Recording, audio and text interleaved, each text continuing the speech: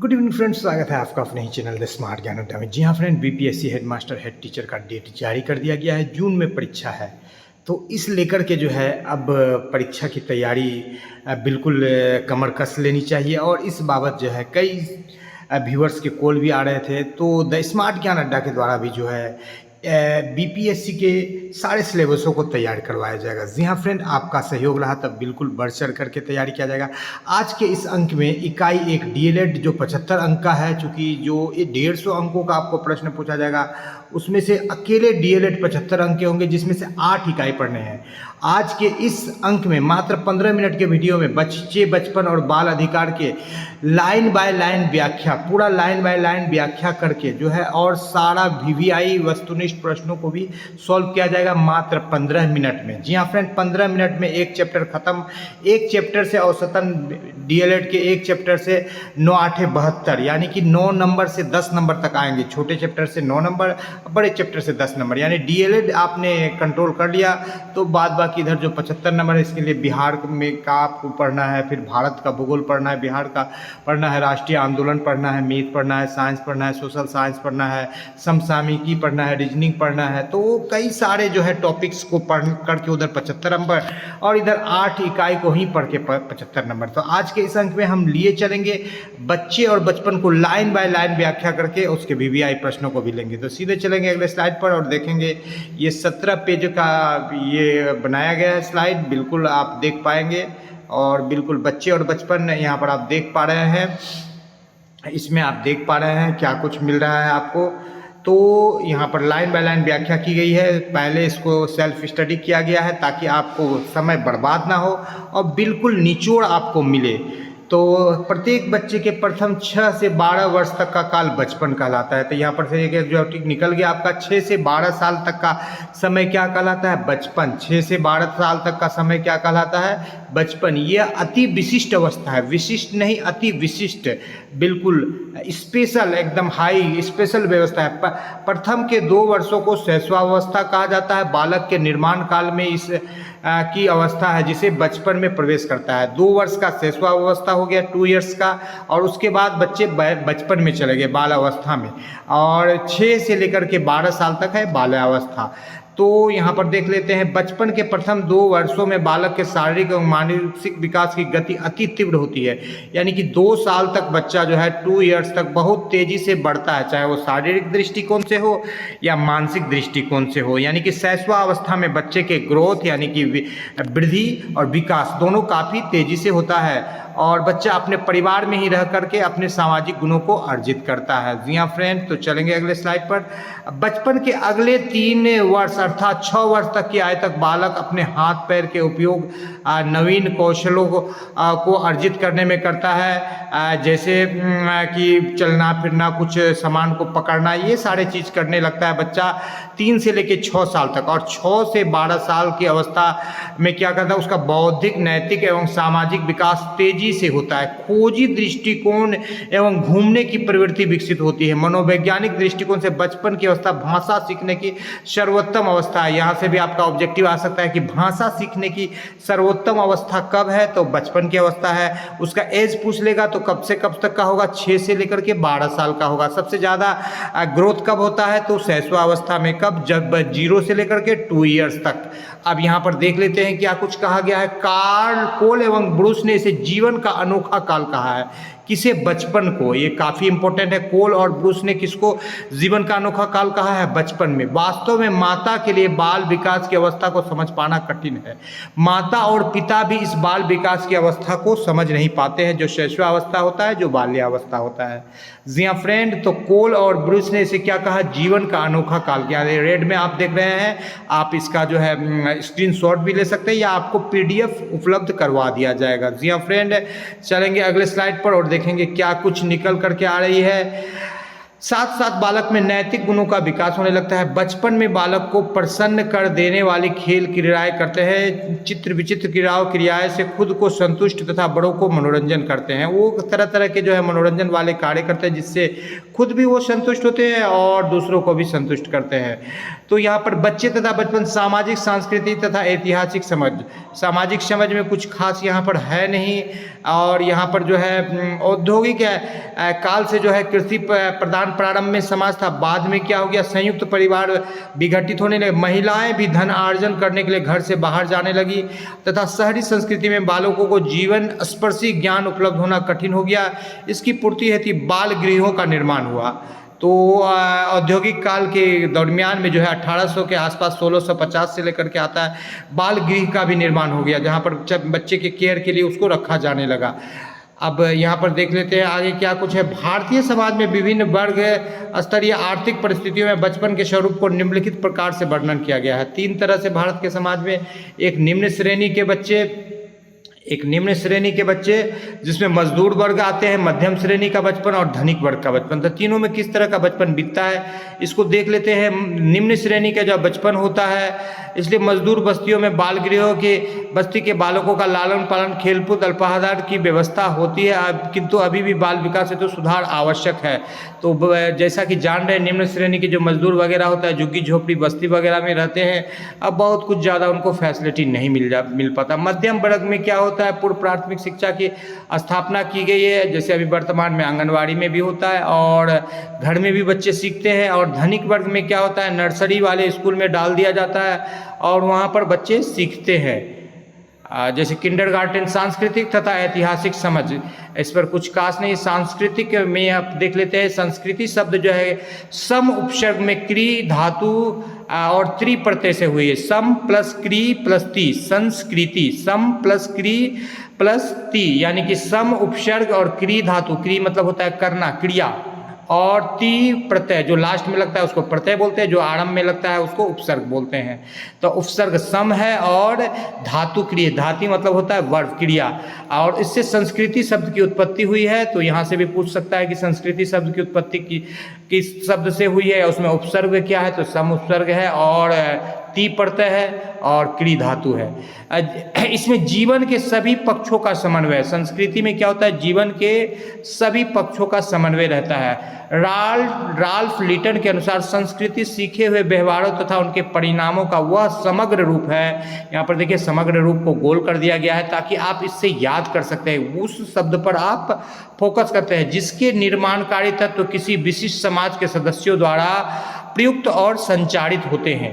Ralph Liton के अनुसार संस्कृति सीखे हुए व्यवहारों तथा उनके परिणामों का वह समग्र रूप है, यानी कि जो व्यवहार सीखता है बच्चा और जो परिणाम, जो आउटपुट उसको मिलता है, उसके समग्र रूप को जिनके निर्माणकारी तत्व किसी विशिष्ट समाज के सदस्यों द्वारा संचारित होते हैं, यानी कि उसको फैलाता है, उसको कम्युनिकेट करता है, वही क्या है, संस्कृति है। किसके अनुसार, राल्फ लिटन के अनुसार। यानी कि जो भी सीखता है बच्चा व्यवहार और उसको स्प्रेड करता है, फैलाता है, वो क्या कहलाता है, संस्कृति कहलाता है। जी हाँ फ्रेंड, तो यहाँ पर सभ्यता संस्कृति की बात हम लोग करते हैं। पुराने जमाना से भी सभ्यता संस्कृति, सूक्ष्म या अभौतिक संस्कृति, धार्मिक, दार्शनिक, विश्वास, विचार तथा मूल्य आदि सूक्ष्म या अभौतिक संस्कृति कहलाते हैं। तो यहाँ से भी सूक्ष्म या अभौतिक संस्कृति किसको, धार्मिक, दार्शनिक, विश्वास, विचार, सूक्ष्म यानी कि किसी का कोई मान्यता है, कुछ ऐसा मानते हैं, तो ये सारे मान्यताएं जो होते हैं, चाहे धार्मिक मान्यता हो, चाहे दार्शनिक मान्यता हो, चाहे विश्वास हो, धर्म पर, ईश्वर पर, अल्लाह पर,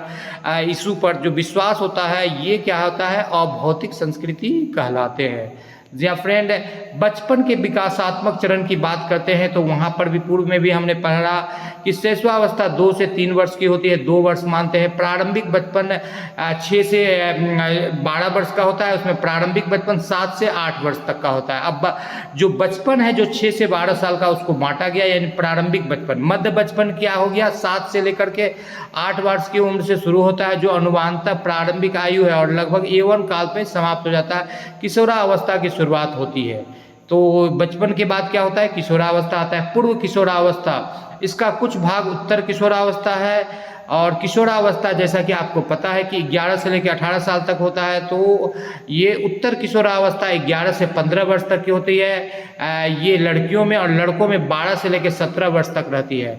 इसी अवस्था में आप जानते हैं कि इसे तूफान आंधी की अवस्था कहा जाता है, और जो है खासकर से सेकेंडरी सेक्सुअल कैरेक्टर्स और जो विपरीत लिंग के प्रति अट्रैक्शन होता है, और बहुत तेज दिमाग काम करता है, किसी भी चीज़ का क्विक डिसीजन होना या नियंत्रण खो देना, इस तरह के जो है लक्षण किशोरावस्था में पाए जाते हैं। और किशोरावस्था जो है 11 से लेकर के 18 वर्ष तक के होते हैं, और 12 से 17 लड़कों में दिया गया है, और यहाँ पर जो है बालिकाओं में जो है किशोरावस्था को 11 से लेकर के 15 तक जो दिया है प्राथमिक किशोरावस्था, उत्तर यानी कि पूर्व वाला किशोरावस्था, पूर्व किशोरावस्था।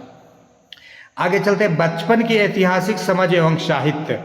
तो बचपन एक प्राकृतिक घटना न होकर समाज की रचना है। यह महत्वपूर्ण मध्यवादी तथा इतिहासकारी फिलिप एरिस ने अपनी पुस्तक सेंचुरीज ऑफ चाइल्डहुड में कहा। सेंचुरीज ऑफ चाइल्डहुड पुस्तक में फिलिप एरिस ने क्या कहा कि बचपन एक प्राकृतिक घटना न होकर समाज की रचना है। बचपन क्या है? प्राकृतिक घटना न होकर समाज की रचना है। यहाँ पर लाल लाल आपको दिखाई पड़ रहा है। सेंचुरीज ऑफ चाइल्डहुड पुस्तक में फिलिप एरिस ने क्या कहा? बचपन एक प्राकृतिक घटना न होकर समाज की रचना है। यहाँ से भी आपका ऑब्जेक्टिव निकल करके आ सकता है, क्योंकि बीपीएससी लेवल का प्रश्न है। तो महत्वपूर्ण चीजों को ही सिर्फ यहाँ पर हाईलाइटेड किया गया है। जीन जैक्स रूसो ऐसे व्यक्ति थे जिन्हें बचपन की आधुनिक धारणा उत्पत्ति का श्रेय दिया जाता है। तो बचपन की आधुनिक धारणा की उत्पत्ति का श्रेय किसको दिया जाता है?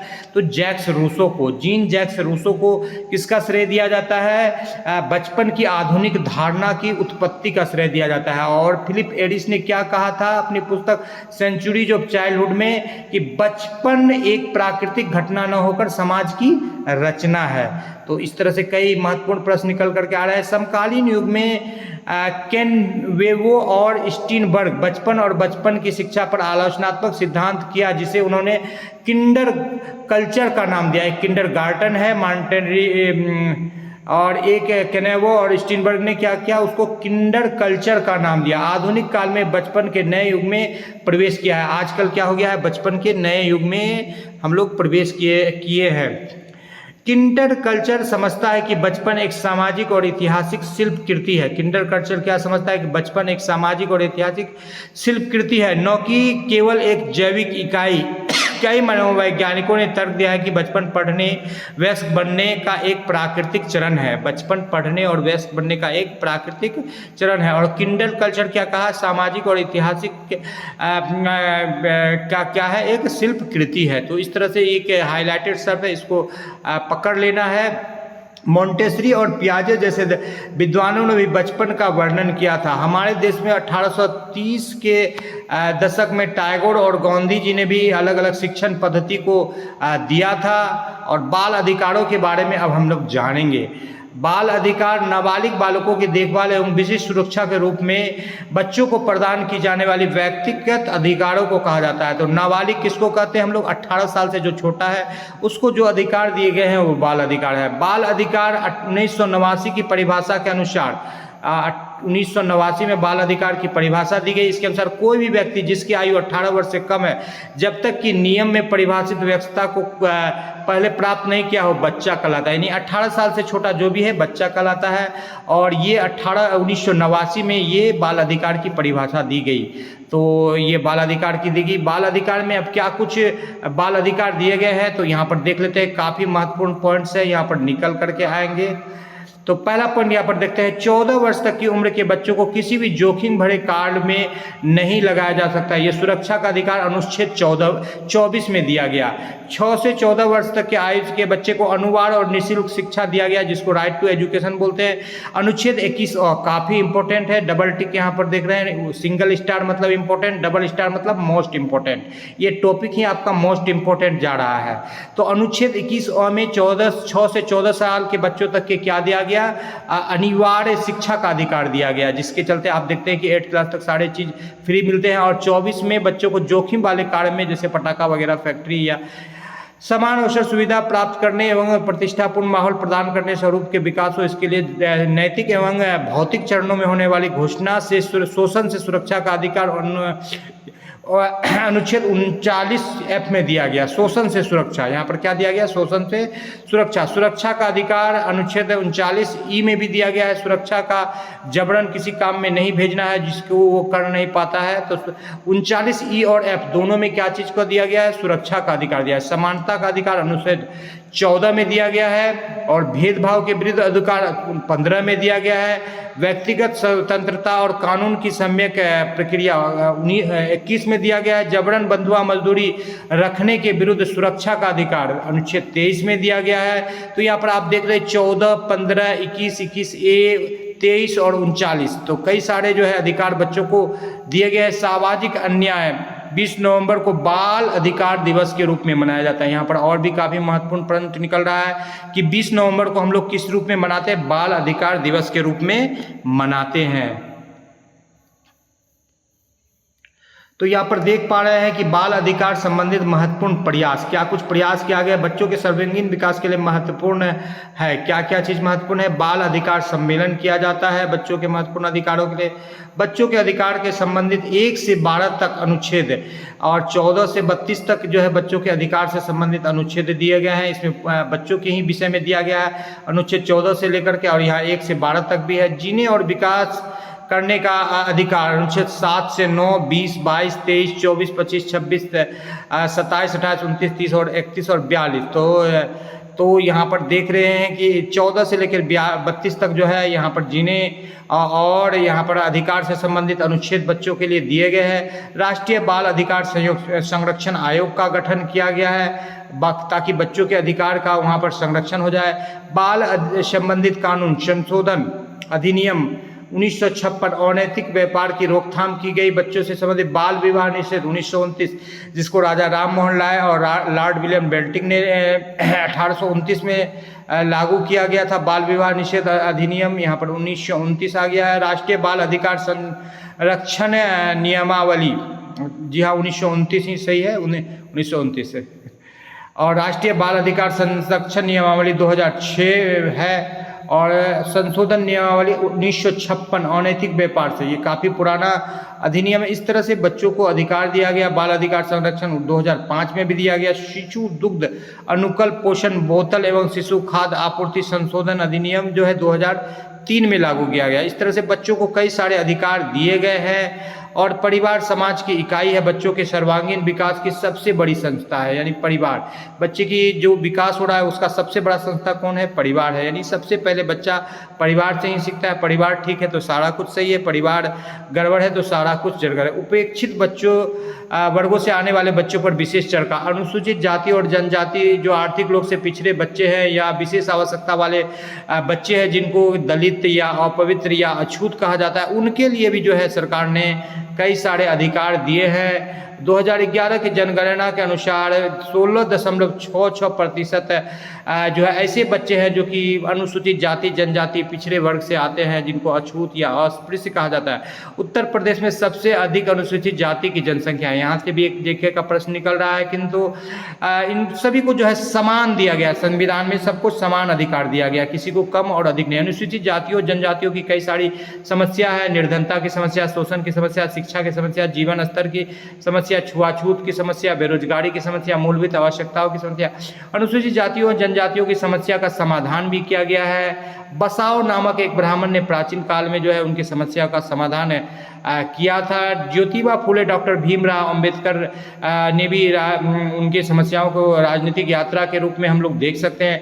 समाजीकरण को उस प्रक्रिया के रूप में जाना जाता है जिसमें व्यक्ति अन्य व्यक्तियों से अंतःक्रिया करता हुआ सामाजिक आदर्शों, रीति रिवाजों तथा परंपराओं को सीखता है। इसको हम लोग बोलते हैं समाजीकरण, सोशलाइजेशन। यानी कि जब समाज से इंटरेक्शन करके वो समाज के सारे गुण धर्म को, व्यवहार को, किस तरह उठना है बैठना, ये सारे चीज़ों को कोई सीख लेता है तो उसका समाजीकरण हो गया।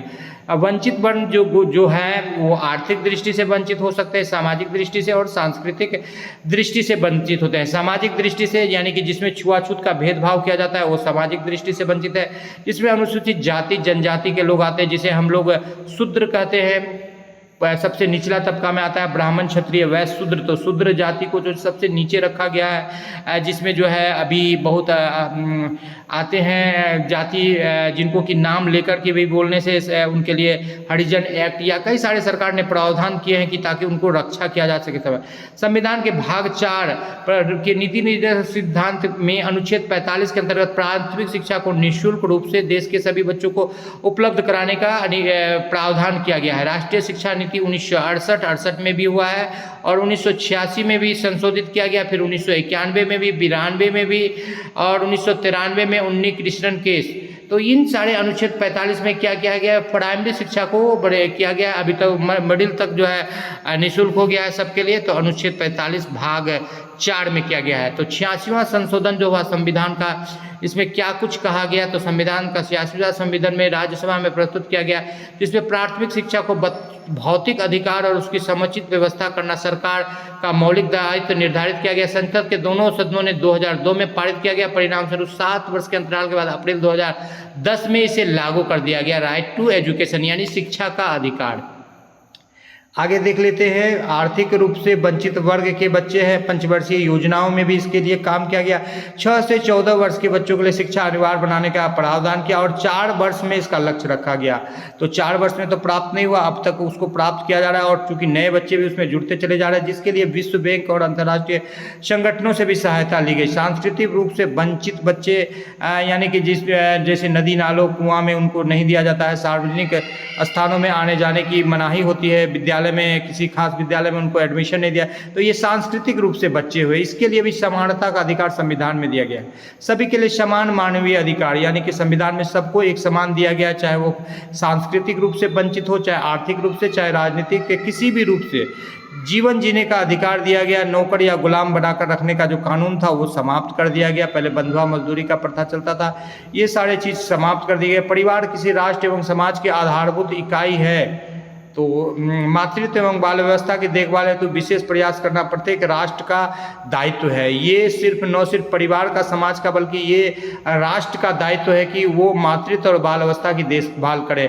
यानी कि जच्चा और बच्चा का देखभाल करने का अधिकार देश को दिया गया है कहीं ना कहीं।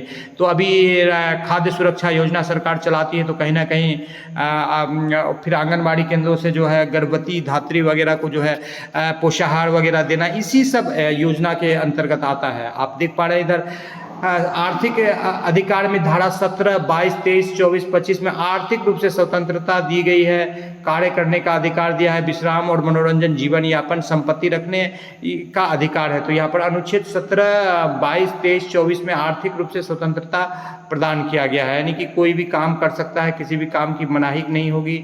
इस तरह से जो है अधिकार दिए गए हैं वंचित वर्ग के लोगों के लिए। राजनीतिक अधिकार के रूप में यूएनओ के मानव अधिकार की धारा 14, 15 और 21 के अंतर्गत निम्नलिखित राजनीतिक अधिकारों को दिया गया। यूनाइटेड नेशंस ऑर्गेनाइजेशन यानी जो विश्व स्तरीय संस्था है, उन्होंने भी बच्चों के अधिकार के लिए विश्व पटल पर पहल की। प्रत्येक व्यक्ति को अन्य देशों में शरण ग्रहण करने का, यानी शरणार्थी किसी देश से भी किसी देश में कोई भी जाकर के रह सकता है, उसको यह करके हटाया नहीं जा सकता है कि आप दूसरे देश से आए हैं, आप बांग्लादेश से आए हैं, आप पाकिस्तान से आए हैं। शरण इच्छा शक्ति पर निर्भर करेगी सरकार स्थापना, किसी भी राष्ट्र में सरकार की स्थापना वहाँ के निवासियों की इच्छा शक्ति पर। इसके लिए आवर्ती चुनाव, गुप्त मतदान का सहारा लिया जाएगा। तो चुनाव तो हो ही रहा है, अभी भी आप देख रहे हैं। तो इस तरह से आपका ये पहला चैप्टर समाप्त हुआ। अब इसके ऑब्जेक्टिव को हम लोग देख लेते हैं। तो बिल्कुल मुख्य बिंदुओं को लिया गया है और कोई भी महत्वपूर्ण बिंदु को छोड़ा नहीं गया है। अब यहाँ पर ऑब्जेक्टिव में देखिए आपको आंसर भी साथ ही साथ लगाया गया है ताकि आपका समय कम से कम बर्बाद हो। मानव विकास की सर्वाधिक महत्वपूर्ण अवस्था मानी जाती है बाल विकास। कई लोग किशोरावस्था को भी बोल सकते हैं, प्रौढ़ावस्था, शिशुअवस्था नहीं, बाल अवस्था सबसे महत्वपूर्ण है। मोस्ट इंपोर्टेंट प्रश्न है, यहाँ ये प्रश्न परीक्षा में आ सकता है। बच्चे के जन्म से प्रारंभिक 2 वर्ष का समय क्या कहलाता है, तो शिशुअवस्था कहलाता है। 6 से 12 वर्ष तक की आयु में बच्चे का कौन सा विकास तीव्रतम होता है, तो सभी होता है, सामाजिक, नैतिक और बौद्धिक। भाषा भी इसी चरण में बच्चे सीखते हैं। आगे बढ़ते हैं हम लोग। किस मनोवैज्ञानिक ने बचपन को अनोखा काल कहा? कोल और ग्रूस ने बचपन को क्या कहा था? अनोखा काल कहा था। ये काफ़ी महत्वपूर्ण प्रश्न है, यहाँ पर देख लेते हैं। समाज में विभिन्न वर्ग स्तरीय आर्थिक परिस्थितियों में बचपन के स्वरूपों का वर्णित किया गया। निम्न श्रेणी के बचपन का, मध्यम श्रेणी के बचपन का और धनिक सभी बचपन का अनुसरण किया गया। धनिक वर्ग में बालकों की एक प्रमुख समस्या है सम वयस्क साथियों का अभाव, माता पिता के स्नेहपूर्ण संसर्ग का, माता पिता के पास समय कम रहता है और जिस कारण से वो खेल भी नहीं पाते, तो ये और भी दोनों इसमें आंसर हो जाएगा। मजदूर वस्तुओं में बालकों के लालन पालन की व्यवस्था की जाती है। मजदूर वस्तुओं में बालकों के लालन पालन की व्यवस्था क्या की जाती है? बाल गृहों में की जाती है। यहाँ पर भी एक महत्वपूर्ण प्रश्न निकल करके आ रहा है, जिसका आपको देखिए, संस्कृति, सीखे हुए व्यवहार तथा उनके परिणामों का वह समग्र रूप है। यहाँ पर आपको बताया गया था, समग्र रूप को घेरा गया था, जिसके निर्माणकारी तत्व किसी विशिष्ट समाज के सदस्यों द्वारा प्रयुक्त और संचालित होते हैं। ये किसका कथन है? राल्फ लीटन का कथन है। आपको सारे ऑप्शन नहीं बोल रहे हैं टाइम बचाने के लिए। संस्कृति के प्रकार होते हैं, भौतिक और अभौतिक दोनों प्रकार होते हैं संस्कृति के। जी हाँ, बिल्कुल सही है। और प्रारंभिक बचपन की अवस्था है 7 से 8। प्रारंभिक और जो मध्य और इसमें बांटा जाएगा, क्योंकि 6 से 12 साल है, तो प्रारंभिक बचपन। सेंचुरीज ऑफ चाइल्डहुड नामक पुस्तक के लेखक कौन है? काफ़ी इंपॉर्टेंट है। सेंचुरीज ऑफ चाइल्डहुड पुस्तक के लेखक फिलिप एरिज है। संविधान के किस अनुच्छेद में 6 से 14 आयु वर्ष तक के बालकों हेतु निःशुल्क शिक्षा का प्रावधान किया गया है? तो मोस्ट इंपोर्टेंट है, अनुच्छेद 21A में निःशुल्क शिक्षा का प्रावधान किया गया है। संविधान के अनुच्छेद 24 में कितनी आयु तक के बच्चों को जोखिम भरे काम में नहीं लगाना है? 14 वर्ष तक के आयु के बच्चों को जोखिम भरे काम में नहीं लगाना है। बच्चों का प्रमुख अधिकार है सहभागिता का अधिकार, जीवन विकास का अधिकार, निःशुल्क प्राथमिक शिक्षा प्राप्त करने का अधिकार, उपरोक्त सभी। ये आंसर हो जाएगा। निम्न में से कौन सा युग्म सुमेलित नहीं है? यानी कि एक गलत है, किशोर सुरक्षा आयोग 2009, ये गलत है। बाद बाकी अनैतिक व्यापार रोकथाम 1956, बाल विकास संरक्षण 2005, बाल विकास निषेध अधिनियम 1929, तो ये सारे सही हैं। और सुरक्षा, किशोर सुरक्षा, बाल संबंधी कानूनी प्रावधान है, बच्चों का लैंगिक अपराध से संरक्षण, बाल अधिकार समिति, निश्चयात्मक टिप्पणी, बच्चों की भागीदारी और अधिकार, किशोर न्यायालय। बाल संबंधित कानूनी प्रावधान नहीं है। कौन सा इसमें से जो है, जो बच्चे से संबंधित कानूनी प्रावधान है?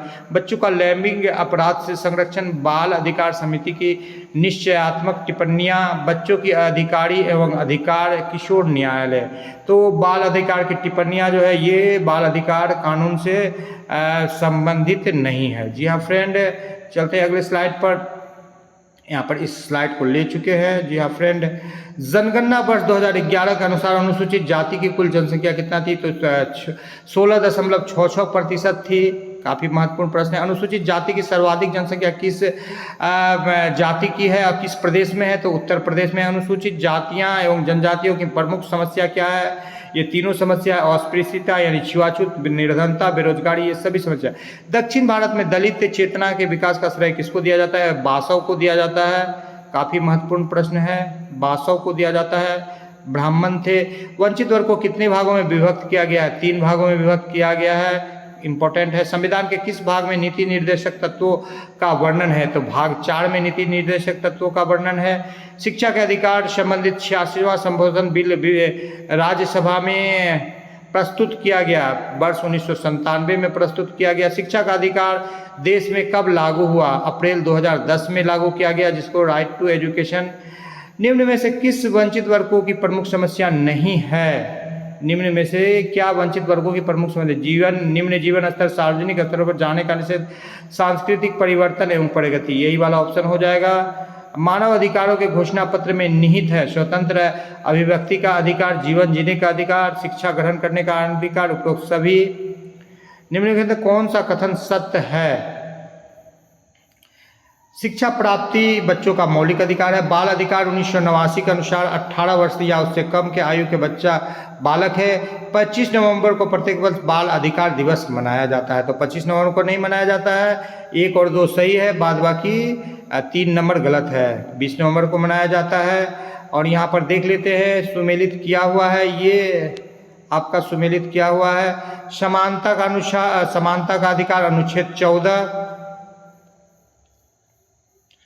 और उसके बाद देख लेते हैं भेदभाव विरुद्ध अधिकार अनुच्छेद 15, बंधुआ मजदूरी के विरुद्ध सुरक्षा अनुच्छेद 23, कानून की सम्यक प्रक्रिया अनुच्छेद 21। तो ये सारे के सारे क्या है, जो बिल्कुल वो सही दिए गए हैं। तो इसको आप कवर कर सकते हैं। जी हाँ फ्रेंड, तो आज के अंक में इतना ही। वीडियो पसंद आ रहा है तो लाइक करें, कोई सुझाव हो तो बिल्कुल लिखें, और अगले एक वीडियो में आपको दूसरा इकाई को कवर कर दिया जाएगा, बिल्कुल आपको पूरे लाइन बाय लाइन व्याख्या के साथ। जी हाँ फ्रेंड, वीडियो पर नए हैं तो सब्सक्राइब कर दें चैनल को।